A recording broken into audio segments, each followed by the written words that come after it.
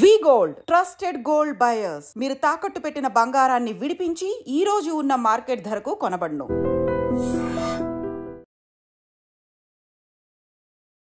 Hi hello నమస్తే, welcome back to our channel. నేను మీ Vaishu.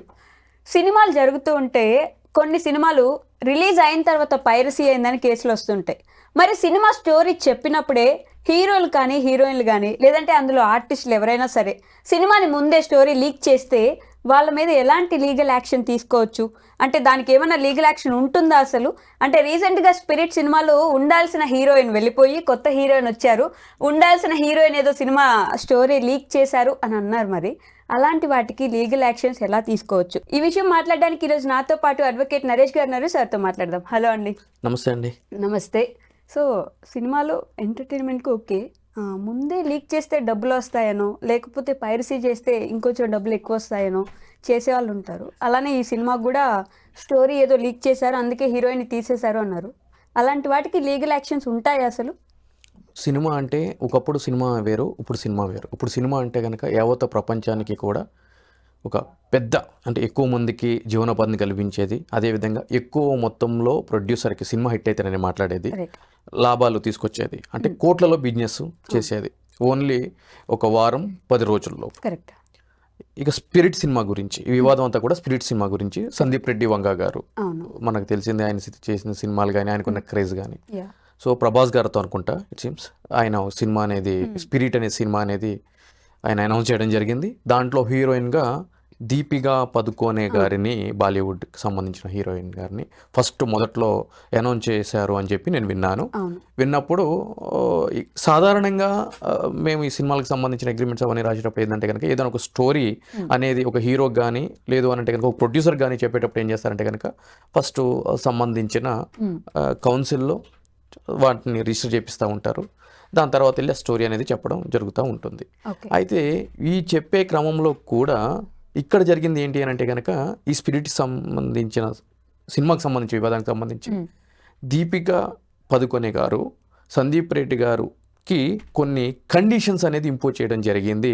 Saying that ఏంటి అంటే కనుక నువ్వు చెప్పిన వర్కింగ్ అవర్స్ నేను వర్క్ చేయను, నేను ఈ టైం నుంచి ఈ టైం వరకే వర్క్ చేస్తాను, నాకు రెమ్యూనేషన్ అంత కావాలి ఇంత కావాలి, సమ్ XYZ ఏదో జరిగింది వాళ్ళ మధ్య. సో ఇవన్నీ చేసేయడం వల్ల అలా అయితే కనుక నేను నీతో వర్క్ చేయలేను అని చెప్పని ఆవిడని తీసేసి వేరే కొత్త ఆమెను హీరోయిన్గా ఆ యొక్క సినిమాకి ఈయన తీసుకున్నారు అనేది తెలిసింది. ఎప్పుడైతే కనుక వేరే దీపికా పదుకోనే గారిని వద్దని వేరే హీరోయిన్ ప్రకటించిన వెంటనే దీపికా పదుకోనే గారికి సంబంధించిన PR టీము సందీప్ రెడ్డి వంగా గారు స్పిరిట్ సినిమాకి సంబంధించిన స్టోరీ చెప్తారు కదా, సో ఆ స్టోరీని లీక్ చేయడం మొదలుపెట్టారు సోషల్ మీడియా ద్వారా అని చెప్పి అనేది వార్త యొక్క సారాంశం. అయితే మరి ఈ విధంగా డైరెక్టర్స్ కానీ అదేవిధంగా హీరోస్ కానీ లేదంటే కనుక స్టోరీ రైటర్స్ కానీ వీళ్ళందరూ కూడా వాళ్ళు కష్టపడి రాసిన ఒక స్టోరీని చెప్పే క్రమంలో, నేరేట్ చేసే క్రమంలో ఎదుట వ్యక్తి దాన్ని బయటకు రిలీజ్ చేస్తే ఈ ప్రేక్షకుల్లో సస్పెన్స్ అనేది పోతుంది సినిమా మీద. అంటే స్టోరీ తెలిసినప్పుడు, అంటే వాళ్ళు ఎన్ని గ్రాఫిక్స్ పెట్టినా ఏం చేసినా కూడా స్టోరీ తెలిసిపోయినప్పుడు మీకు ఆ స్టోరీలో సస్పెన్స్ అంతా మజా రాదు సినిమా చూసినప్పుడు ఎంటర్టైన్మెంట్లో. సో కాబట్టి ఆ ఇంపాక్ట్ ఏమవుతుంది అంటే కనుక కోట్లు ఖర్చు పెట్టి సినిమా తీసే ప్రొడ్యూసర్స్ మీద, డైరెక్టర్స్ మీద, యాక్టర్స్ మీద, అందరి మీద పడుతుంది.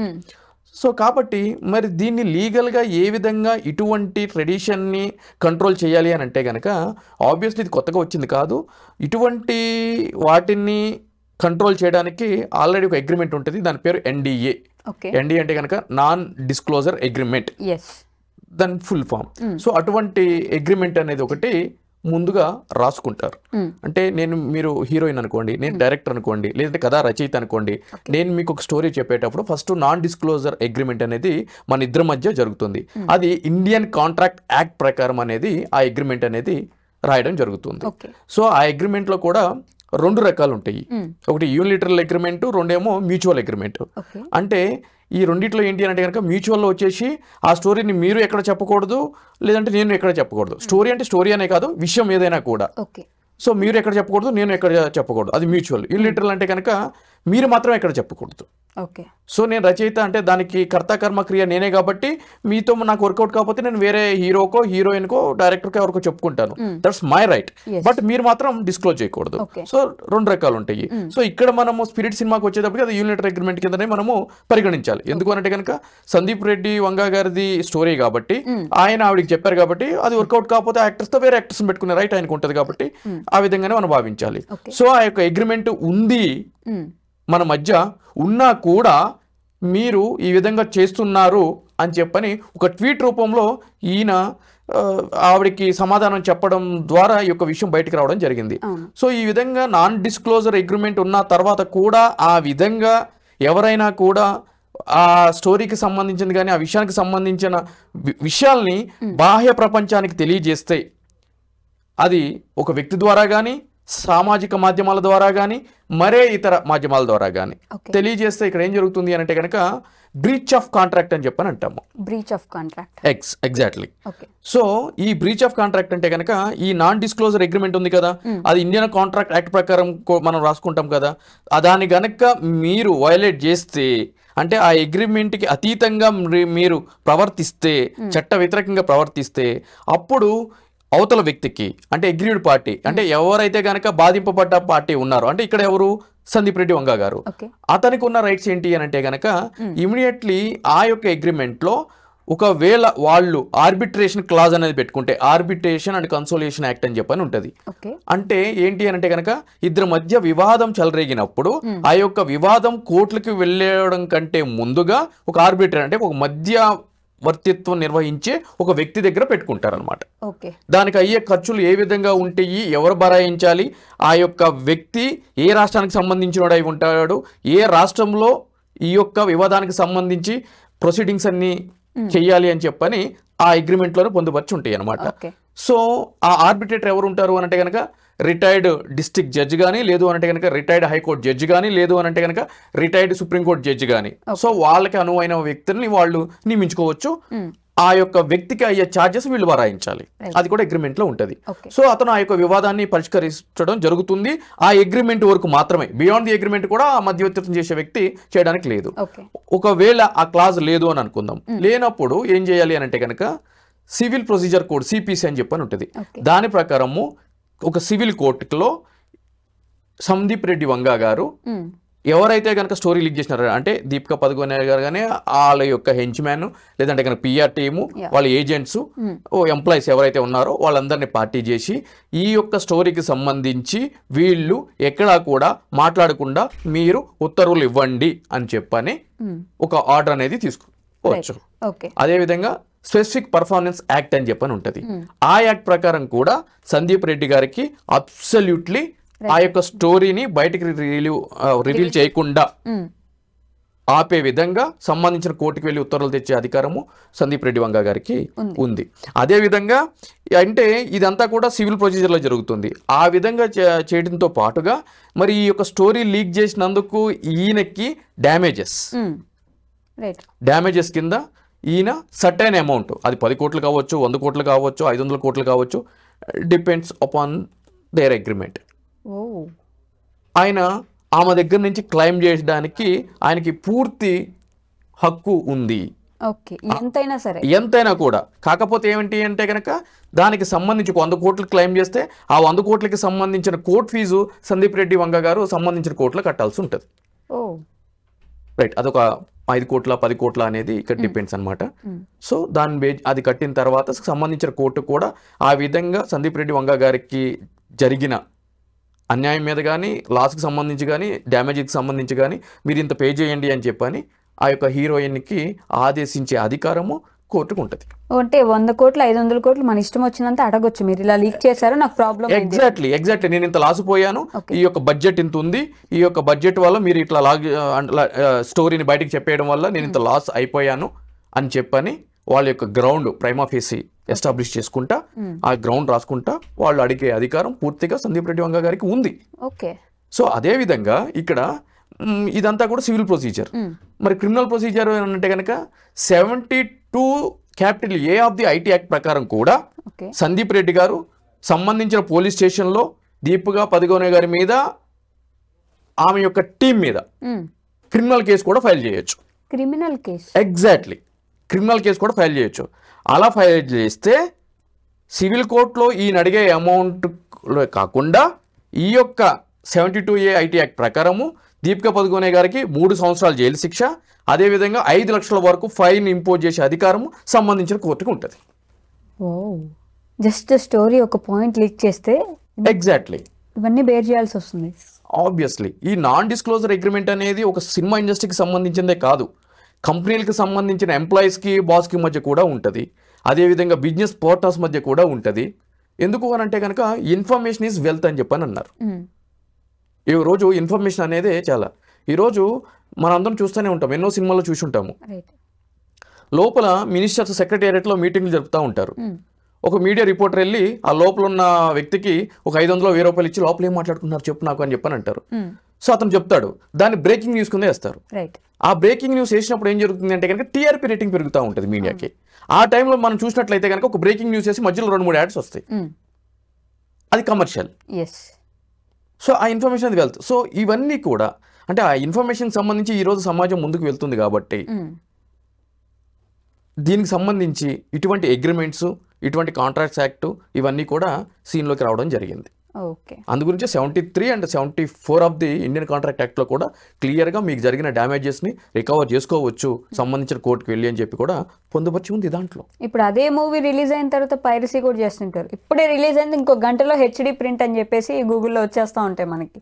అప్పుడు వాళ్ళ మీద పైరసీకి సంబంధించి గూగుల్లో రావడమే కాదు, ఆర్టీసీ బస్సులో కూడా డిస్ప్లే చేస్తున్నారు కదా. మన పుష్ప 2 ఆంధ్రప్రదేశ్కి సంబంధించిన ఏపీఎస్ ఆర్టీసీ బస్సుల్లో కూడా వేయడం జరిగింది, అది మనందరికీ తెలిసిన విషయమే.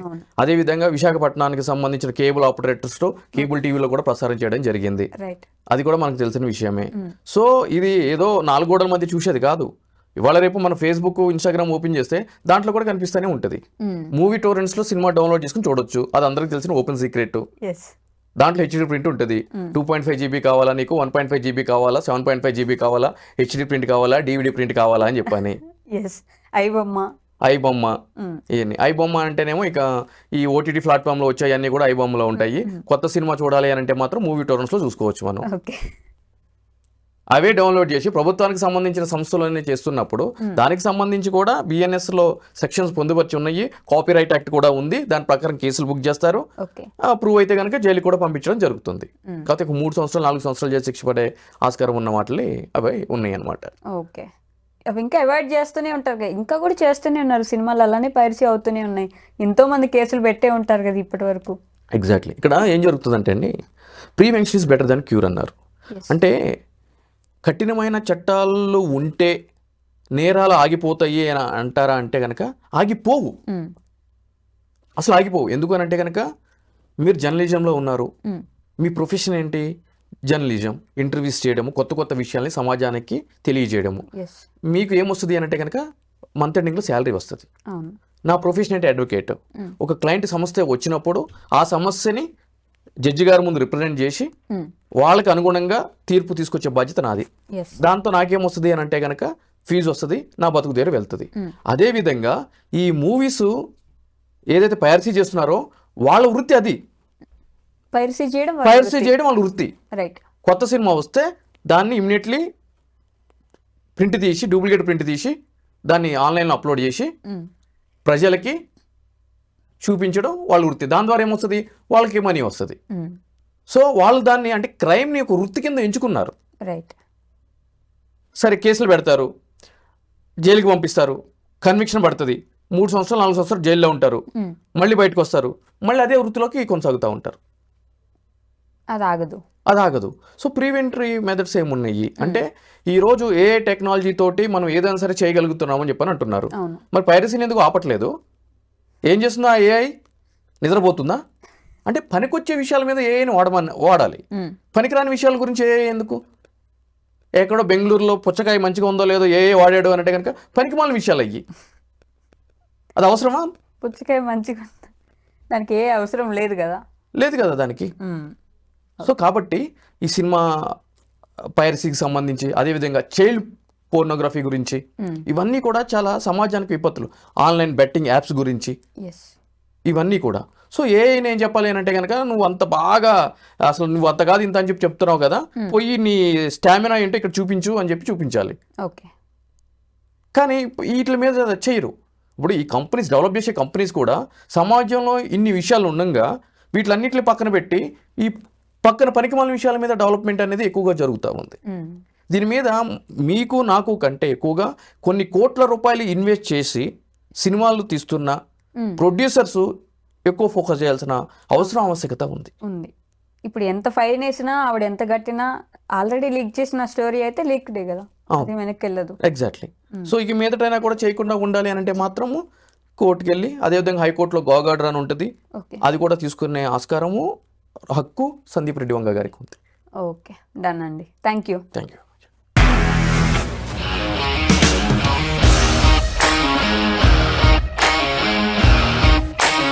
ఇండస్ట్రీలో కమిట్మెంట్ ఇష్యూస్ వస్తే నీకు కూడా వచ్చినట్టు? మార్నింగ్ తీసుకెళ్ళానంటే కొట్టి పడేసారు.